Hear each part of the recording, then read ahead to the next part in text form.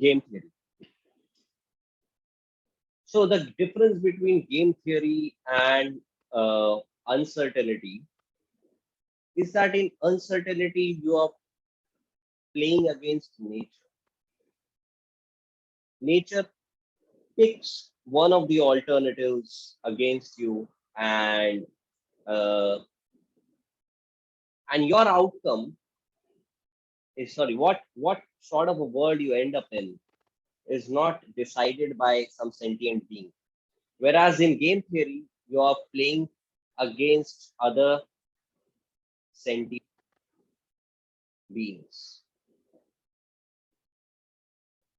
Correct?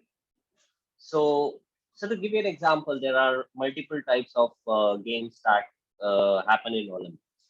So there are games of the form archery.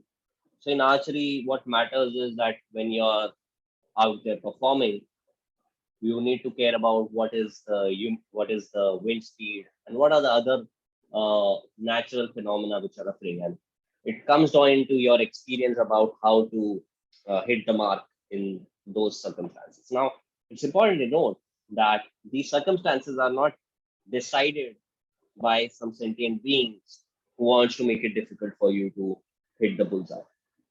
But then there are games like tennis or hockey, wherein you are playing against other players who themselves want to, who themselves want to win the medals.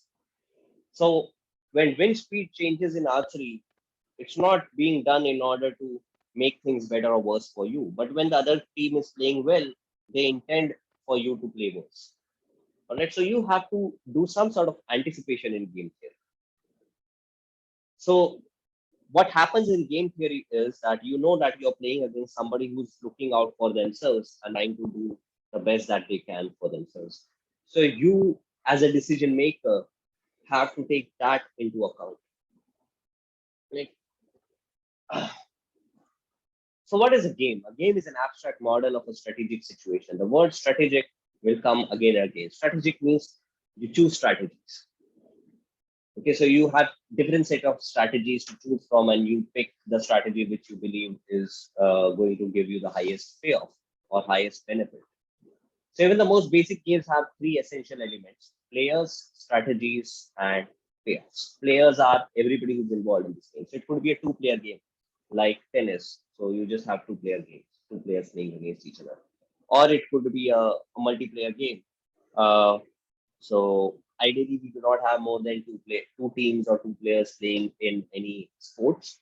But in certain other situations, you have multiple teams playing. For example, poker. So in poker, every man is playing for themselves. So depending on how many people are sitting on the table, you can have three people, four people, five people, six people. Usually they don't allow more than six people in poker. Yeah, that's your players. Then strategies. So what are the strategies that different players have? And then the payoffs. So finally, the payoffs are decided by the strategies that everybody has chosen. So in complicated settings, it is also sometimes necessary to specify additional elements such as sequence of moves and informations that the player has. So these are the things which change subsequently. So sequence of moves is when I'm moving, do I know what the opponent has done before me or not? Okay. So for example, you have decided to meet a friend for a coffee at a coffee shop, and both of you say, let's meet around 6 o'clock.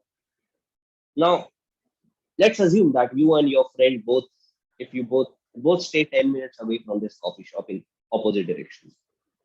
So the idea is that if this person leaves at the same time as you, you'll meet there. But it hardly happens that people leave at the same time. But if you know beforehand that when is this guy going to leave, suppose you have a CCTV camera installed in this other person's house and you know exactly when he's going to leave. So you can plan your move accordingly so that you are neither late, you are neither early. You reach there exactly at the same time as this other person. Then the other thing is what kind of information do these players have? Now, this is a very critical thing. So for example, the game of multiple people who are deciding to compete in a market. So suppose the different people are supplying some simple product, like say tomatoes in a market. So what information do you have on the other guy's marginal costs? Okay, so because that changes everything. You see, you might have heard of Kurno competition. So in Kurno competition, we assume that both players know each other's marginal costs. When you remove that critical piece of information, that I do not know what the other guy's marginal cost is, the entire thing breaks down. It only works if I can anticipate what the other guy can do, and I can anticipate what the other guy can do only if I have his production function at hand, which rarely happens. So these are things which will change in different settings. So when you change sequence or move, the same game will yield different results. When you change the information, the same game will yield different results. So we'll talk more about them when we look at those type of examples. Okay, players. So each decision play maker in a game is called a player. These players may be individuals, firms, entire nations. Okay, so military conflicts is one place where game theory is used a lot, right? So I don't know if you have played strategy games like Ages of Empires or even World of Warcraft. So people use some little bit of strategies. Okay, you send a decoy army in one place so that the enemies is basically busy handling there. He has all his focus there, and suddenly the major chunk of the army attacks from somewhere else. So this is game theory. So game theory is used a lot in political science pertaining to uh, military conflicts. Let's come to nomenclatures. So our players are going to be numbers 1, 2, 3, 4, and so on till n. The strategies of each players. So the strategy set of each player, that is all the strategies that this player has, is known as capital S. So this is the strategy set of player I. So for example, suppose we are looking at the nuclear warfare game between India and Pakistan. So India's strategy, the strategy set of India, capital SI, is basically use no nuclear weapon, use one nuclear weapon, use two nuclear weapons, and so on till NI is suppose the maximum number, the total number of nuclear weapons that we have. So strategy set is either use no nuclear weapon or one nuclear weapon or two or three or everything. Strategy set of Pakistan is again 0, 1, 2, and so on till n. All right, so this is the strategy set.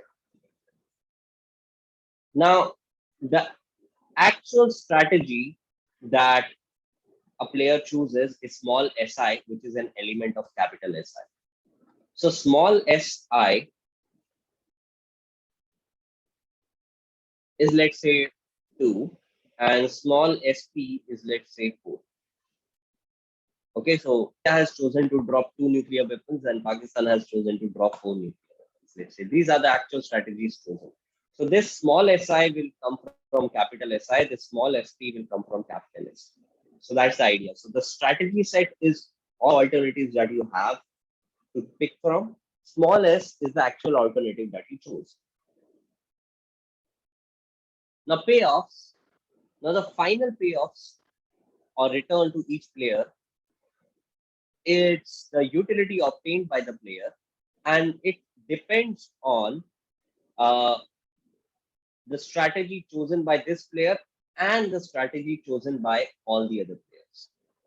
So the utility for India in this game will be a function of how many nuclear weapons we drop on them and how many nuclear weapons they drop on us. Similarly, utility for Pakistan is going to be a function of how many nuclear weapons they drop and how many nuclear weapons we drop.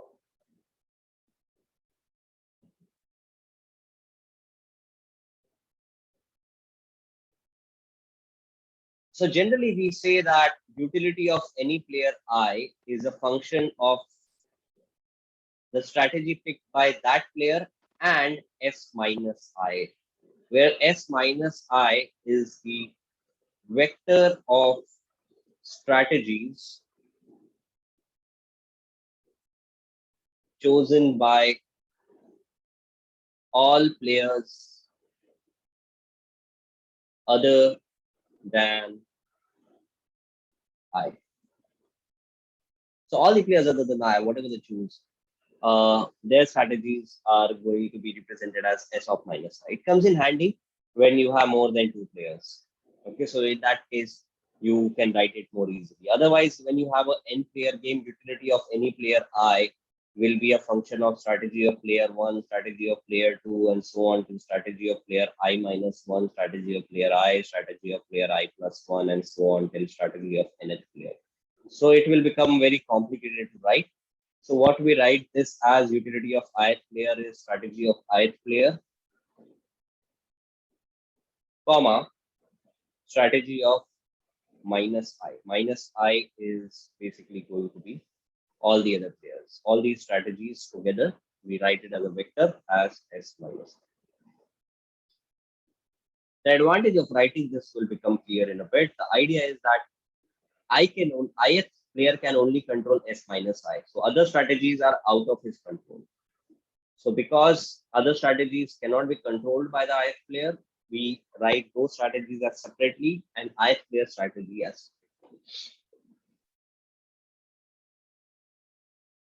Okay, so in this, so let's look at this now, the simple example of Princetons Dilemma.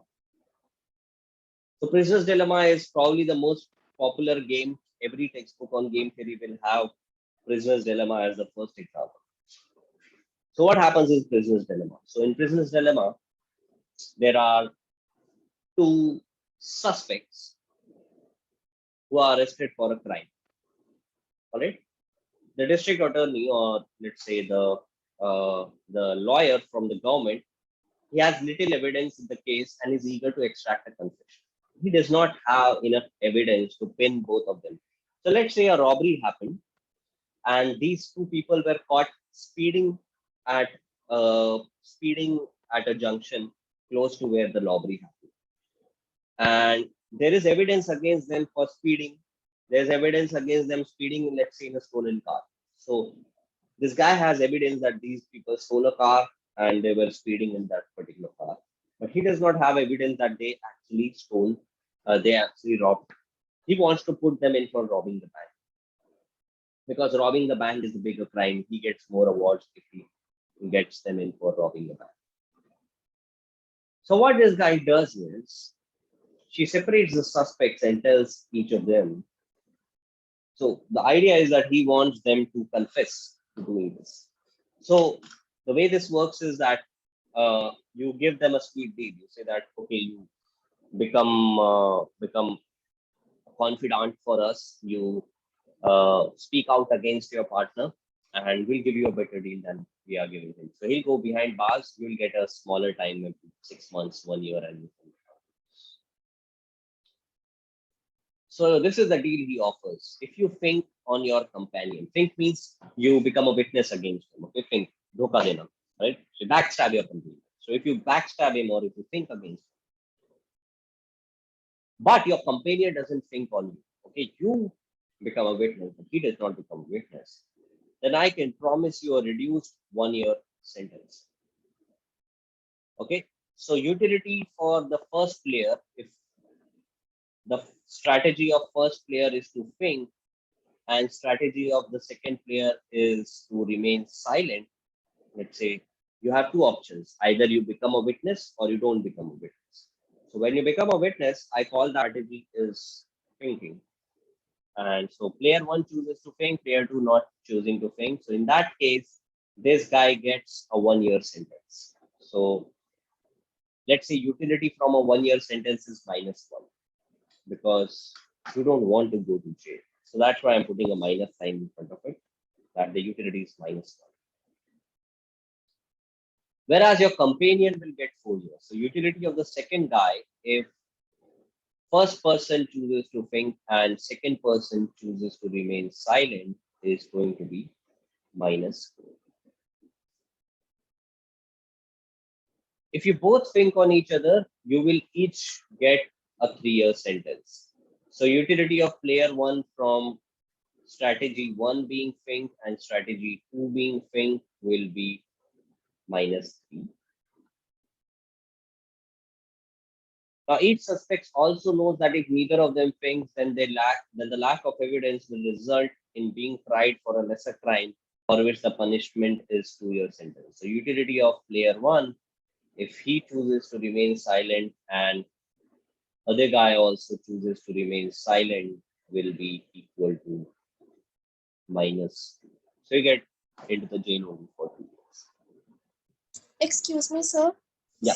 So aren't these two options the same, which are written on the left hand side?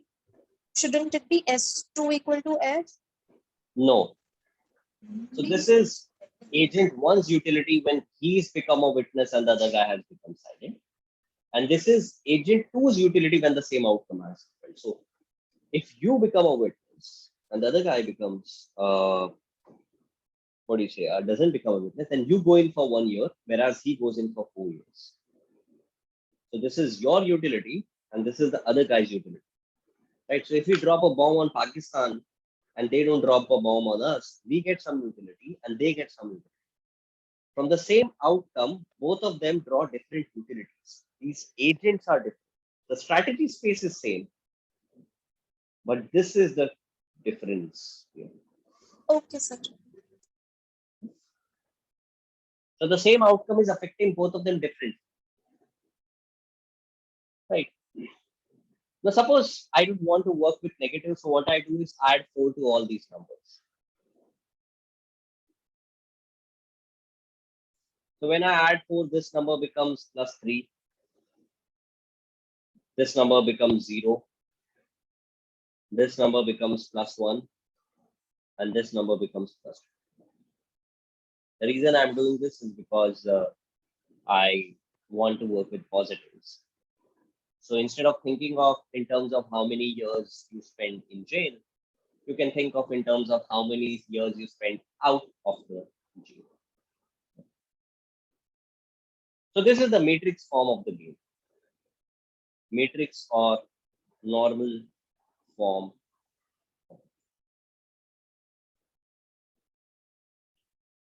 So in the matrix or normal form of the game, what you do is you write the utilities of, the strategies of agents on agent 1, suspect 1, player 1 as the different rows and strategies of suspect 2 as different columns. So coming back to this India-Pakistan game, if you were to plot the matrix of strategies, it would look like this, right? So India strategies set India will be different columns. So 0 nuclear bombs, 1 nuclear bomb, 2 nuclear bomb, and so on till NI nuclear bombs. And strategy set of Pakistan will be again 0 nuclear bombs, 1 nuclear bomb, 2 nuclear bombs, 3 nuclear bombs, and so on till N. Okay, so this is how you get your matrix for strategies, and then you can write down the outcomes for different, the utilities for different outcomes.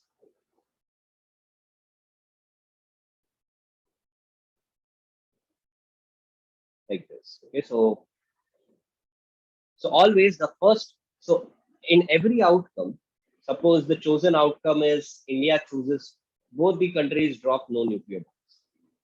Suppose that is the chosen outcome. So in that case, you have to write utilities of both the players. So the idea is that the row players utility is written first. Let's say India gets a utility of 0 and Pakistan also gets a utility of 0. So let me write Pakistan in green.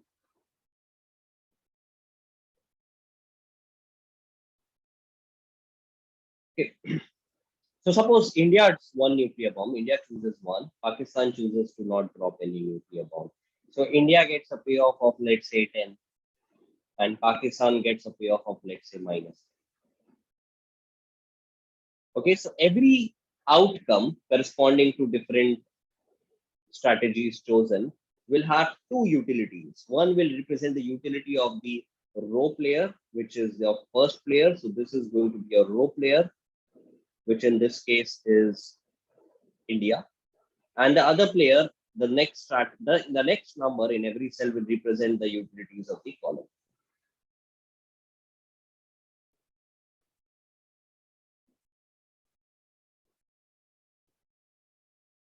Right, so you have utilities of row players and utilities of column players written here.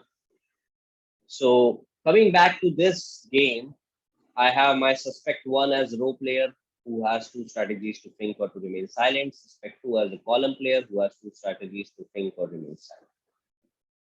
So if both of them choose to think, which is in this cell, then we have seen that if both of them choose to think, they both get a utility of plus each. So one utility of agent 1 is 1, utility of agent 2 is 1. Now, if we end up in this outcome, so this is when strategy of player 1 is to think and strategy of player 2 is to remain silent, which is basically these numbers.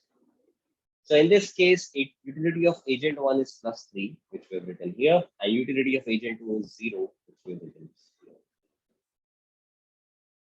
here.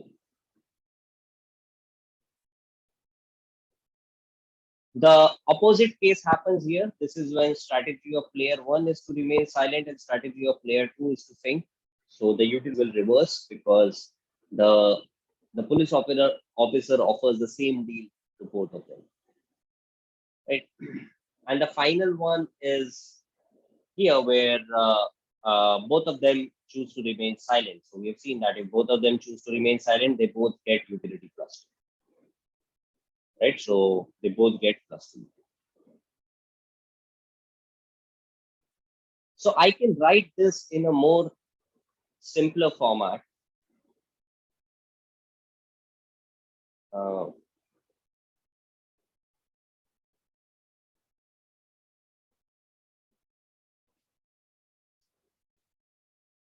So simpler format will be player 1, he chooses think or silent, and player 2, he chooses think or silent. When both of them choose think, the utilities are 1, 1, 1, 1. Silent think is going to be 0, 3. This is going to be 3, 0. And this is going to be 2, 2.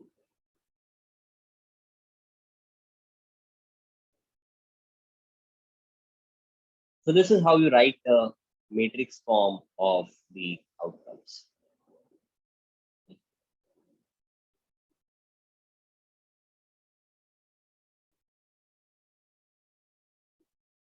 So suppose I give you this example.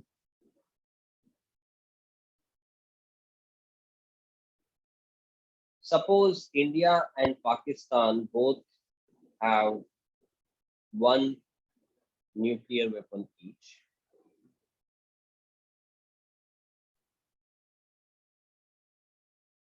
And a country gets a utility 10 from the excess nuclear weapons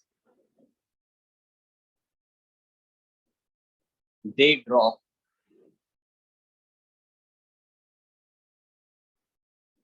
on their enemy as compared to the missiles dropped on them.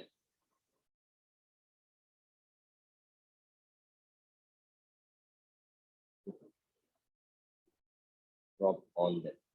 So if I drop more nuclear weapons, so the difference is what matters. So if the difference is positive in my favor, then I will get a positive utility of 10 for every excess nuclear weapon that I have dropped on them as compared to what they have dropped on me. So in this case, if you were to draw the utility matrix, so both India and Pakistan have just one nuclear weapon each here. So the strategy set of India and Pakistan is clear, 0 and 1. So what are going to be the utility numbers here? In the first cell, what are going to be the utility numbers? Yuwakshi. In 0, 0, what are going to be the utility numbers?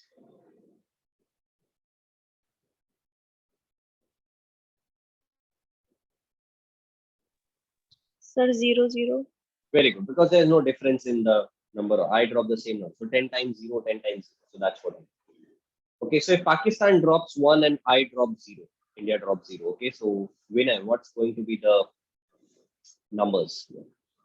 How much utility will India get and how much utility will Pakistan? So 0 and 10. Okay. So, all right. So it's actually 0 and 10. Okay. Okay. Maybe I was not clear. You also get a utility from being attacked more. So what I was looking from a minus 10, 10. So it's basically my mistake. I didn't clarify the question properly. So if you drop less nuclear weapons, you can get a negative utility. Okay. So your utility of any nation, any player I is basically 10 times of SI minus S of minus I. All right. So this is the utility form. The number of nuclear weapons you drop versus the number of nuclear weapons the opponent drops. Okay, Kanishka, what's going to be the numbers here? So 10, minus 10. Very good. And Nityan, the numbers here. Sir, 0, 0. 0, 0. Very good. Now I can expand this. Right. So suppose I have, instead of 1, I have 5 nuclear weapons. Right. So again, the utility function remains the same, which I have told you here. The utility function remains the same. It's just that the number of weapons in my arsenal have increased. So now, Kritika, what will be the size of the payoff matrix, first of all? The size of the matrix. Suppose this was a 2-2 matrix, right? Everybody had 2 choices. So this was a 2 cross 2 matrix. So when both countries have 5 nuclear weapons, what will be the size of the payoff matrix? 6:6. Sorry, I couldn't hear you. Can you come back? 6:6 matrix. Very good, 6 cross 6. Because, okay, 0 is also a strategy. So it's not 5 cross 5. 0 is also a strategy. So it's 6 cross 6. So it's going to be a 6 cross 6 matrix. Okay, so obviously it's going to be very broad. I don't want to draw all of these, the entire matrix. It will take a lot of time, but I'll just show you some representative numbers. So suppose these are, again, row player is India, column player Pakistan, India, Pakistan, 0, 1, 2, 3, 4, 5, 6, 0, 1, 2, 3, 4, 5, 6, 0, 0, it remains 0, 0. Okay, when Pakistan drops 1, they get 10, I get minus 10. So minus 10, 10, minus 20, 20, minus 30, 30, and so on. Yes. Here sir it's going 6 to be कहाँ 10. से आ गया sir? Sir 5 के बाद No, तो कुछ sorry. नहीं होगा. हाँ. Sorry, ma'am. Thanks. Yeah, so 10, 10, 10, minus 10, 20, minus 20, and so on. Here you'll have 0, 0, 0, 0, and so on. It will proceed, right? So here you would get minus 10, 10. If Pakistan drops 2 and you drop 1. So this is how you can make the payoff matrix. Always remember, the first number goes to the row player and the second number goes to the column player. Okay, so these are some common mistakes that you can make. So a lot of times what they'll do is they'll not give you the payoff matrix. They'll describe the payoffs of different players in different settings. And you will be required to make the payoff matrix onward. So when you're doing that, keep in mind first number, row player, second number, column player. Because if you mess that up, you're going to mess everything. Okay, so everything is going to go wrong if you make the matrix wrong. So getting the matrix right is very good. If they give you the matrix, very good. Okay, then at least that part is solved. But sometimes they don't give you the matrix. They'll describe you the question. Now, now the next thing we want to know is the best responses. So one like criteria table would make you believe that what should be the ideal outcome in this case. So if you look here, you think, okay, yeah, this 2,2 should work because the total number of years spent in jail are lowest if both of them remain silent. So the ideal thing is for both of them to remain silent. And that's what you would probably take home as the outcome if you did not know game theory. But this is where game theory deviates. It says, oh, this is not the correct thing. So focus on this particular outcome. Suppose both these people, they know beforehand that they are going to be given this offer by this particular gentleman, the distributor. So they know his history. He knows that every time he does the same thing, alag-alag room mein leke jata hai, same cheez bolta hai. So he knows this. Both of these guys know that, and they have prematurely decided to remain silent. Okay, so let's assume that they have beforehand decided that they would remain silent and they would not speak up against this guy. So now, once they get into their different cells, once they get arrested, they are thrown in these different cells, and the policeman has made the offer which he makes to everyone. So after that, what happens is, suppose you are player. Okay, you know that this guy is going to play silent strategy. So you know it. You know that this guy is a stand-up guy. He never wins. So suppose suspect one knows that suspect two is going to play silent. So if he knows that this guy is going to play silent, what is the best response of player one to player two choosing silent?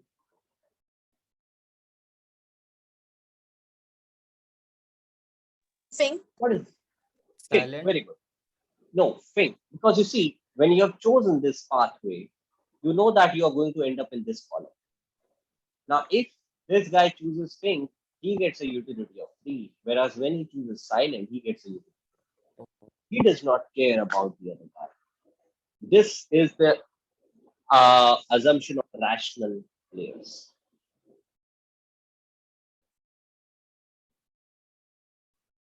Rational players only think about how to maximize their payoff. They are not jealous about the other guy. They are not concerned about the other guy. They are not sympathetic to him. They are neither of them. A rational guy just says, what is the best I can do for myself? So if he finds out that the other guy is going to remain silent, the best he can do is to think. By thinking, he gets a payoff of 3, right? On the other hand, suppose player one knows that the other guy is a crook. I mean, there's no honor in this guy. And he always thinks, okay, he's a rat, he's a mole. You can think of different animal terms to represent him. The idea is that he's going to. So suppose suspect one knows that this guy is going to think. So now the question is, what is the best response of player one to this guy choosing think? Think. Think. Because you see, now by thinking he gets 1, by remaining silent he gets 0. So the way to write this is that best response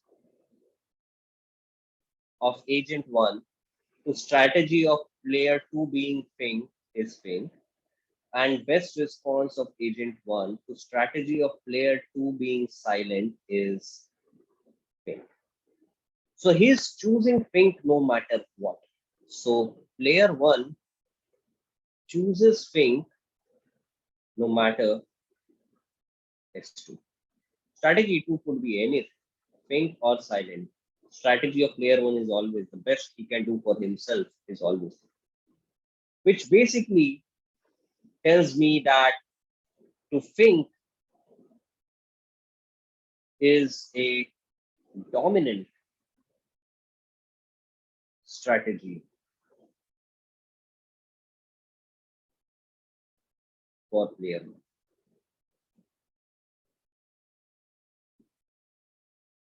So to think is a dominant strategy for player 1. So come back to this particular game. Right? Suppose I change the numbers in this manner, just that if none of them use nuclear weapons, they both get a payoff of 100. Okay, suppose by not using nuclear weapons, they both get a payoff of 100. Okay, now I've not given you the entire table, but you can anticipate the table. What I want to know is, suppose India, through some intel, finds out that Pakistan has decided to drop 2 nuclear weapons. So what is best response of India to strategy of Pakistan being equal to 2? So what should India choose to do if it turns out that Pakistan has dropped 2 nuclear weapons?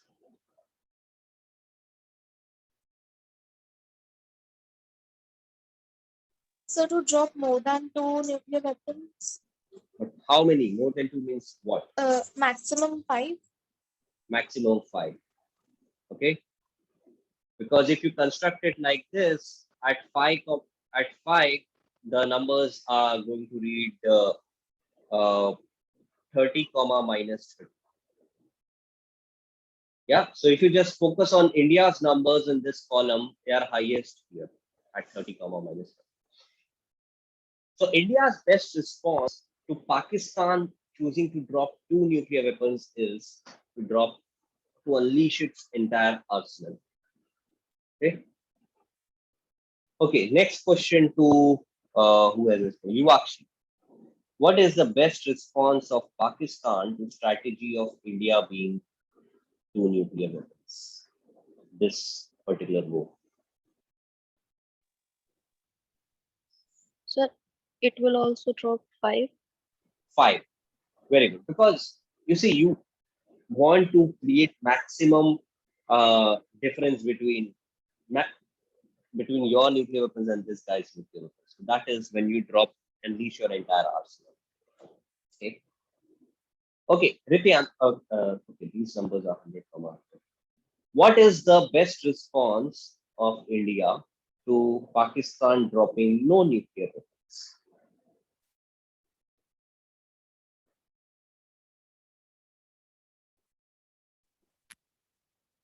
So 0. Very good, 0. Because this 100 will dominate this 50. If you drop, you get a payoff of 50. This, yes, you will devastate Pakistan, but you're not concerned about devastating them. You're concerned about your own weapons. You like peace. If you drop nuclear weapons, yes, you will cause a lot of harm to Pakistan, but next 20, 30 years, you don't know. There'll be a lot of war, a lot of terrorism. You don't want that. So ideal thing is, if they don't drop it, you don't drop it. And if we don't drop it, then they don't drop it. So that's status quo, right? So this is how you find your best. Okay. Obviously, in India's case, best response, as you can see, is 0 when Pakistan is choosing 0, but it is 5. No, sorry, it is 5 when Pakistan is choosing 2. So best response is changing depending on what the other guy is choosing. But in my Prisoner's Dilemma game, my best response remains the same, irrespective of what the other guy does. So in Prisoner's Dilemma, the best response of player 1 is to think always, and the same will be true for player 2 also, if you analyze it. So you'll find that for player one, Fink is a dominant strategy. And for player two also, Fink is a dominant strategy. So for both these players, Fink is a dominant strategy.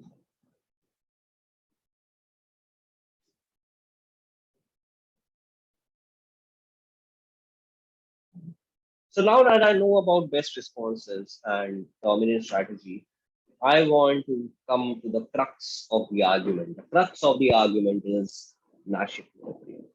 What is the Nash equilibrium?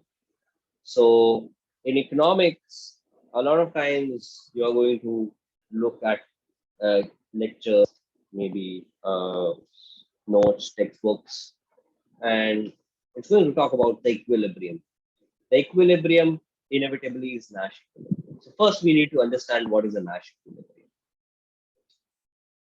A Nash equilibrium is basically the intersection of best responses on different things. It's basically a strategy set where no player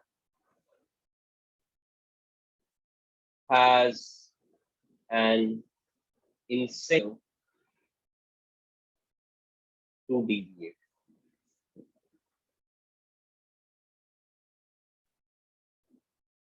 I've written this in bold because these 7 words, are the most important 7 words that you need to remember. The only thing you need to think about the Nash equilibrium is that it is a set of strategies where no player has an incentive to deviate. If anybody deviates, they are going to do worse off. So think about this situation of India and Pakistan. Right. So for India and Pakistan, if anybody deviates from this particular outcome, they are definitely going to do worse than 100. They are going to lose peace, and so their utility will definitely be less than 100. So the idea is that when you are at this point, nobody wants to deviate from here. So you see, war is an option because war eventually will culminate into a nuclear warfare between India and Pakistan. So that's why we don't play war. What we do is surgical strikes. They do terrorism. We do surgical strikes. That's how we play the game now. Because war is not an option. Because if war happens, there's too much at stake, and eventually it might lead to a nuclear war. So no player has an incentive to deviate. That is a Nash equilibrium, which basically is the same thing as the intersection of best responses of both players. So what does it mean? So mathematically, a set of strategies, S1 star, S2 star is a Nash equilibrium. Is F1 star and S2 star are mutual best responses against each other. That is, so in a 2-player game, what I'm saying is S1 star comma S2 star is a Nash equilibrium if best response of agent 1 to strategy of player 2 being S2 star is S1 star, and best response of player 2 to strategy of player 1 being S1 star is S2 star.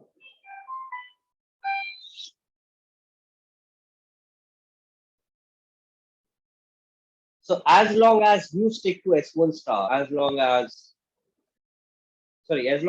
suppose I'm player 1, so I'm saying that as long as you are sticking to S2 star, I will stick to S1 star. And player 2 is saying that as long as you are sticking to S4 star, I'll stick to S2 star. So that's no incentive to deviate. So remember that in the Prisoner's Dilemma game, I have best response of player 2 to player 1 to player 2 choosing Fink is Fink. And best response of player 1 to player 2 choosing silent is also Fink. And then best response of player 2 to player 1 choosing Fink is also Fink. And finally, best response of player 2 to player 1 choosing silent is again shooting. So what strategy set S1 comma S2 can be a Nash equilibrium?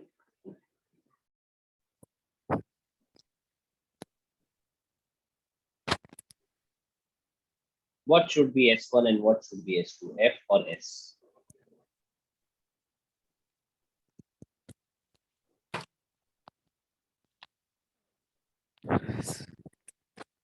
Sir, S.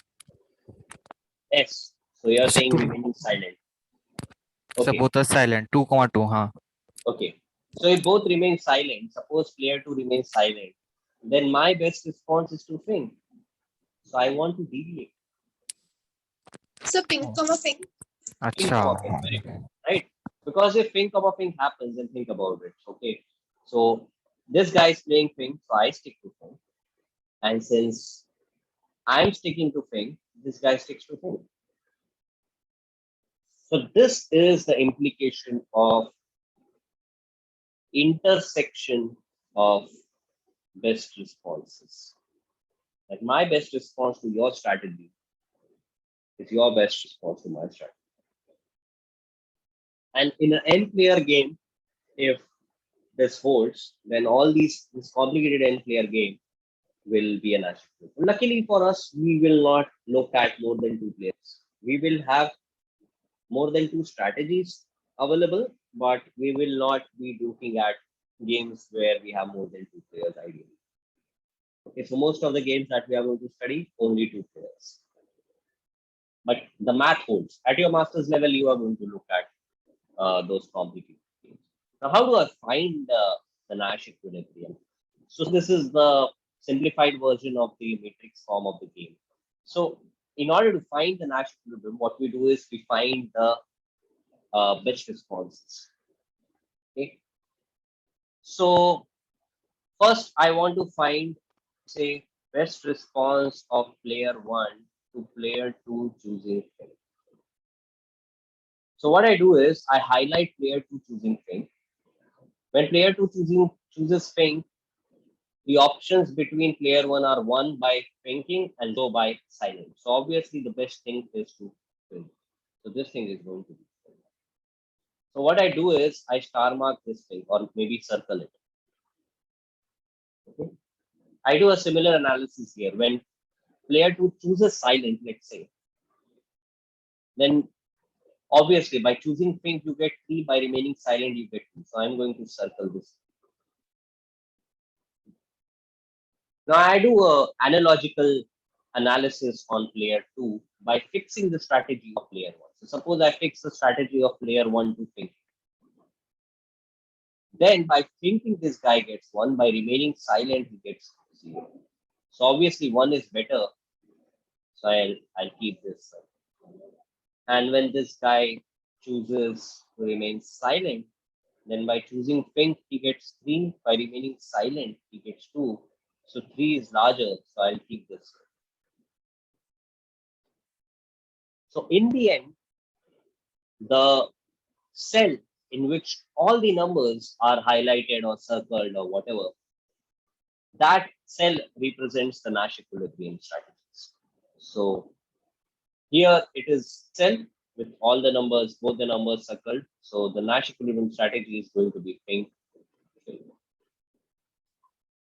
So S1 comma S2 equals to pink comma pink is the Nash equilibrium.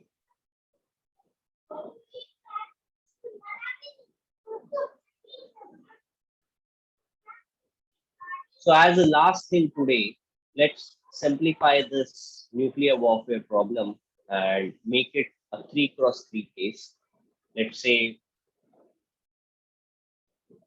utility. So suppose the matrix looks like this. Both countries have, let's say, two nuclear weapons each.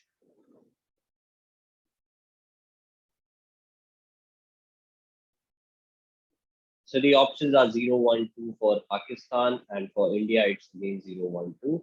The payoffs are 100, 100 here. you have already given me the numbers here. So 0, 0, 0, 0, okay, minus 10, comma 10, minus 20, comma 20, again minus 10, comma 10. Here you would have 10, comma minus 10. Here you would have 20, comma minus 20, and here again 10, comma minus 10. So by doing this highlighting technique, find the set of Nash equilibria. There could be multiple cells in which all numbers get highlighted, by the way. In Princetons Dilemma, we get a single cell in which every number got highlighted. There could be multiple really. So just apply this technique and tell me which numbers do you think are Nash equilibrium.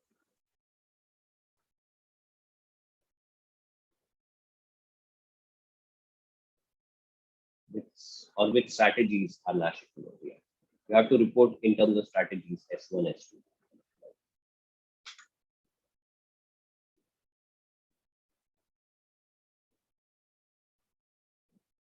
So 0, 100, comma 0 and 2, comma 2. yes, sir. Yes, Okay. sir. Okay, so you're saying that 100, 100 and 0, 0. And 1. okay. Yes. 2, 2 and 0, 0. Yes, sir. All right. So that's correct. Okay, so these are the two Nash equilibrium. Because if I fix up Pakistan playing 0, your ideal thing is 0. If Pakistan plays 1, your ideal thing is 2. If Pakistan plays 2, your ideal thing is again 2. And if India plays 0, Pakistan ideal thing is 0. India plays 1, Pakistan's ideal thing is 2. And if India plays 2, Pakistan's ideal thing is 2. So you see, these are the only two Nash equilibria. Either there is no nuclear warfare, or if there is one, it is complete annihilation. It will stop at both countries launching one nuclear weapon and then stopping there. Okay, so if it happens, it goes all the way. Every country will unleash its entire arsenal. It didn't happen, okay. Luckily for us, apart from Hollywood, such scenarios never happen. Where multiple nuclear powered countries launched nuclear weapons on each other. The only time it was used was in Japan. The other country did not have nuclear weapons, so it's really not a similar situation. So yeah, so this is the nuclear warfare game, and these are the Nash equilibria which will be there.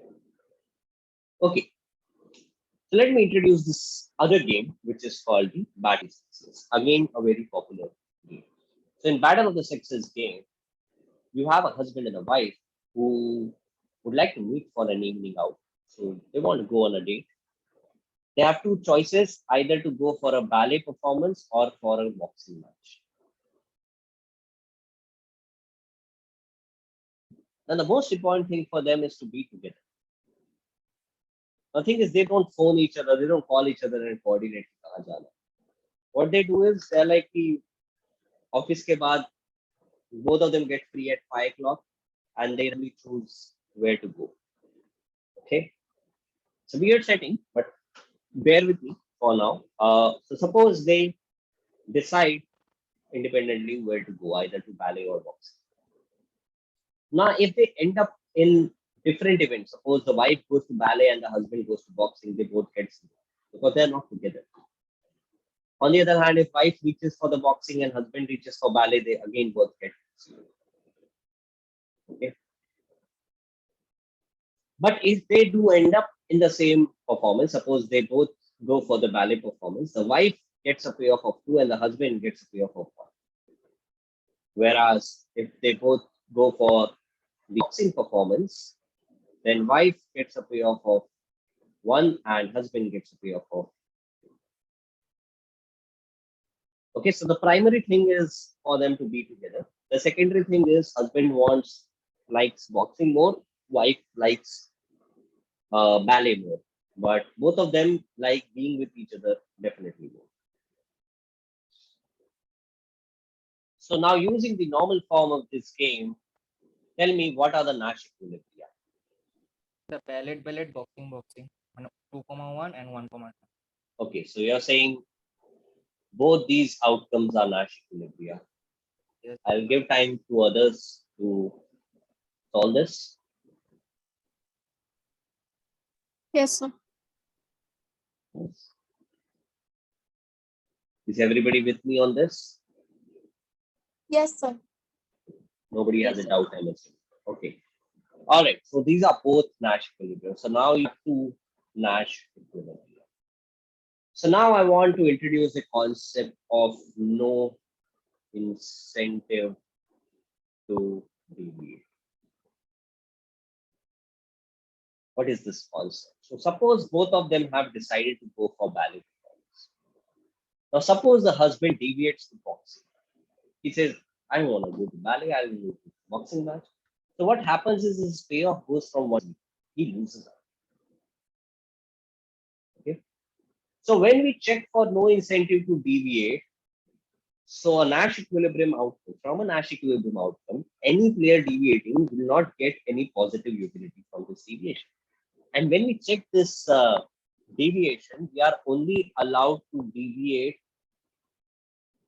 one player at a time.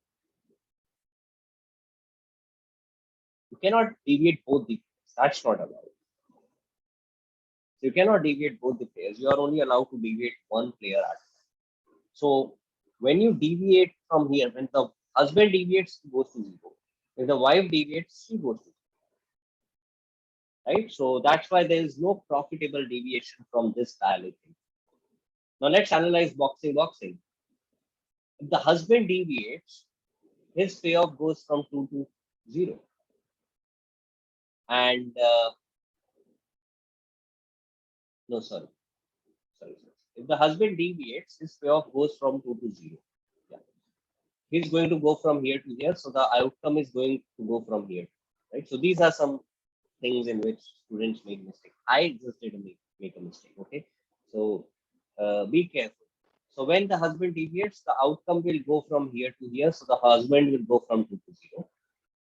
And if the wife deviates, then the outcome will go from here to here, because the wife is the row player, right? So wife chooses a different row. So her outcome will go from 1 to 0. So again, boxing, there will be no deviation.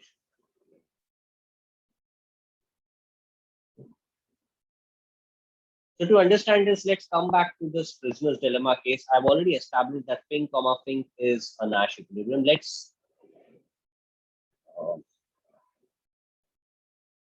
wait.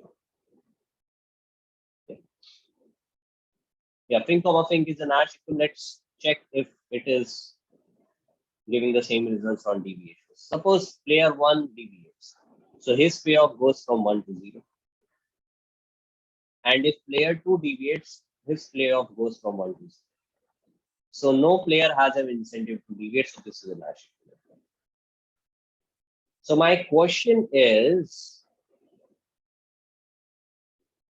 why is S comma S, that is this outcome, not a Nash equilibrium? Does any player have an incentive to deviate from this outcome, 2 comma? 2 से 3 तक जाना. Sorry, I couldn't hear you, Satya.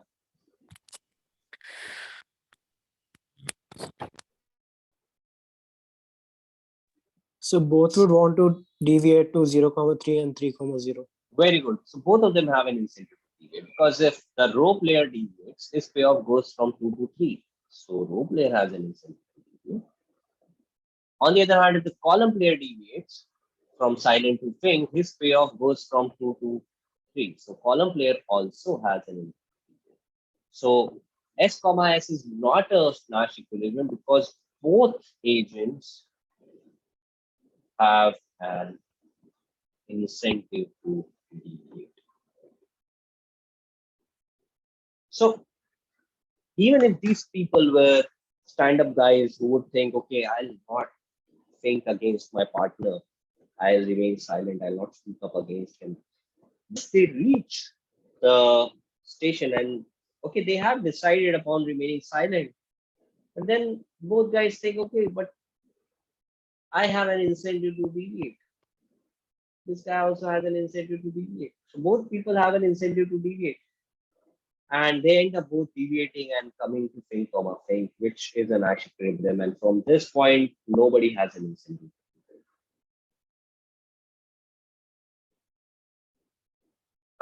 So in Battle of the Sexes, we have two Nash equilibria, in which they both either go to the ballet performance or they both go to the boxing performance. But in reality, there's one more Nash equilibrium here, and that will be a mixed strategy Nash equilibrium. So these are all pure strategy Nash equilibrium. PSN. So pure strategy Nash equilibria are those when I play a strategy with certainty. I only play ballet or I only go for boxing. Sorry, I only go for ballet performance or I only go for a mixed strategy. MSNE is when I could choose from the two options with some probability. Suppose I toss a coin, heads आया to ballet, tails आया to boxing. That's a mixed strategy. All right, so that's a mixed strategy. So you see, in real life games, people play mixed strategy Nash equilibrium, because if you play pure strategy, for example, let's say you are a striker who wants to fire a goal. Now there are three strategies: either you go straight, or you go to the right, or you go to the left. Now, if you keep playing only one strategy, that is, let's say you keep shooting to your right, then the goalkeeper can anticipate you and he will jump to his left and stop. So what strikers do is they keep mixing things. The same happens in every sport which involves players against each other. In tennis, in badminton, you cannot keep on playing the same sort of service. Okay, if you keep throwing the same service again and again, the other guy is going to anticipate, and then you're going to lose. So players do mix it up a little bit. So we are in the next class, we will look at strategies